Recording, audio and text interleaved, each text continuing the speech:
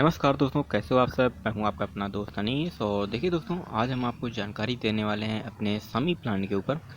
ये दोस्तों देखिए, एक मेरा पौधा है जिसको मैंने कि एक कटिंग से लगाया हुआ था। अब दोस्तों इसकी ग्रोथ काफ़ी अच्छी मात्रा पर हो गई है और आप देख सकते हैं मैंने अपने इस पॉट को 12 इंच के पॉट पर लगाया हुआ था। बहुत अच्छी तरीके से ग्रो कर रहा है। और दोस्तों इसको ग्रो करते वक्त मैंने इस पर 80% मिट्टी ली हुई थी।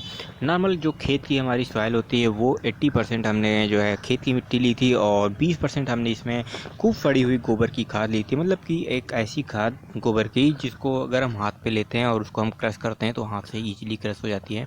वही दोस्तों सबसे सड़ी हुई खाद होती है।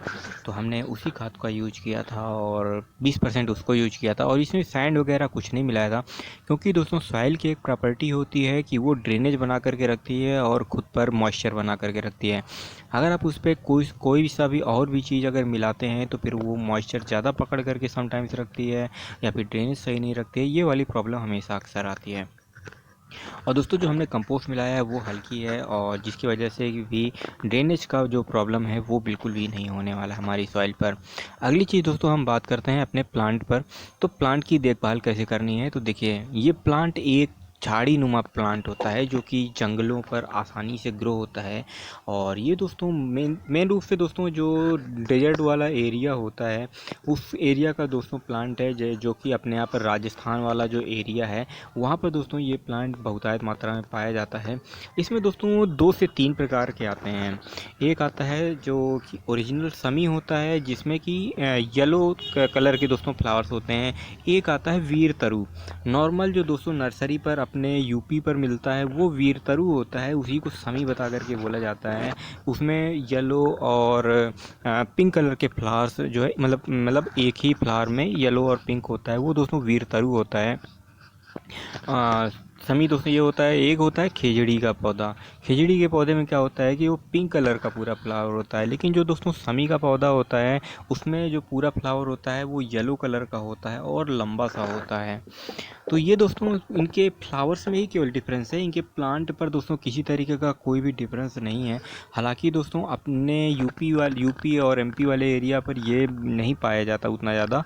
एमपी में दोस्तों हाँ, राजस्थान साइड का जो इलाका है, नीमच साइड का जो इलाका है, वहाँ पर दोस्तों ये जो है पाया जाता है। और बाकी राजस्थान में तो काफ़ी अच्छी मात्रा पर पाया जाता है। तो मुझे वहीं से दोस्तों इसकी जानकारी मिली थी, तो मैंने सोचा आपके साथ भी शेयर करें कि आप ओरिजिनल समी को ढूंढें और समी के पौधे को लगाएं। खिजड़ी या फिर वीर तरु के पौधे को मत लगा लीजिए अपने गार्डन पर। ये तो दोस्तों हो गई इसकी वैरायटी की बात। और इसके प्रोपगेशन की बात हम करें तो दोस्तों इसको आप कोई सी बहुत ज़्यादा हार्डी पौधा होता है। और देखिए दोस्तों मैंने इसको एक पॉट पर लगाया था 12 इंच के, और ये बिल्कुल टूट गया है। लेकिन अगर आप इसको कटिंग से अगर ग्रो करना चाह रहे हैं तो आप इसकी एक छोटी सी कटिंग लीजिए, जो कि दोस्तों इसकी पेंसिल के आकार की लगभग कटिंग्स हो। और ऐसे दोस्तों कोई सा भी 12 इंच का एक पौधा लीजिए और इसको लगा दीजिए। मैंने देखिए अपने पौधे को तो देखिए बिल्कुल दीवार से फटा करके रख दिया था, जिसकी वजह से देखिए एक प्रॉब्लम ये हुई कि जो एक साइड वाला हिस्सा है वो तो देखिए काफ़ी अच्छी तरीके से ग्रो हो गया, लेकिन जो दूसरी साइड का हिस्सा है वो जो है दोस्तों उतना अच्छा तरीके से ग्रो नहीं हुआ है। तो आपको ये बात ध्यान रखनी पड़ेगी। देखिए घर में अगर समी लगाते हैं, छत पर रखते हैं, तो दोस्तों वो अच्छा नहीं माना जाता है, या आप अपने घर के बाहर लगाइए। लेकिन अगर आप दोस्तों घर के मतलब ऊपर छत पर या फिर सामने अगर रखते हैं तो दोस्तों आपको उसको कुछ सेवा करनी पड़ेगी। जैसे कि आपको उसमें एक चुनरी बांध करके रखनी पड़ेगी, और उसमें दोस्तों पर डे जो है जल चढ़ाना पड़ेगा। उसमें कभी भी कोई भी ड्राई होने का सिम्टम्स नहीं आना चाहिए। तो दोस्तों ये बहुत सारी चीज़ें होती हैं जो समय पर ध्यान रखना चाहिए। कभी भी आप इसको अशुद्ध होकर के नहीं छू सकते हैं। बहुत सारे दोस्तों इसमें टोटके कानून लगते हैं, इसी वजह से इसको घर के बाहर ही हमेशा लगाना चाहिए। और आप लोग भी जो कोई भी लगाना चाह रहे हैं तो मैं सभी को से यही बात बोलूँगा कि आप अपने घर के बाहर ही इसको प्रेफर करिए लगाना, घर के अंदर बिल्कुल भी मत लगाइए। क्योंकि अगर थोड़ा सा भी दोस्तों अगर दिक्कत होती है तो फिर दोस्तों ये पौधा जो है आपको कष्ट पहुंचाने लगता है, तो फिर वो जो है गार्डनिंग का वो फिर मज़ा नहीं रहता है। तो समटाइम्स दोस्तों ऐसा हो जाता है। ऊपर देखिए दोस्तों क्या हो रहा है कि इस समय पे बारिश हो रही है, तो बारिश होने की वजह से इसमें जिसके जड़ों का विकास है वो काफ़ी अच्छी मात्रा पर हुआ है। जिससे कि दोस्तों जो मेरा पॉट था, पॉट भी दोस्तों ये मेरा पूरा टूट गया है, देख सकते हैं।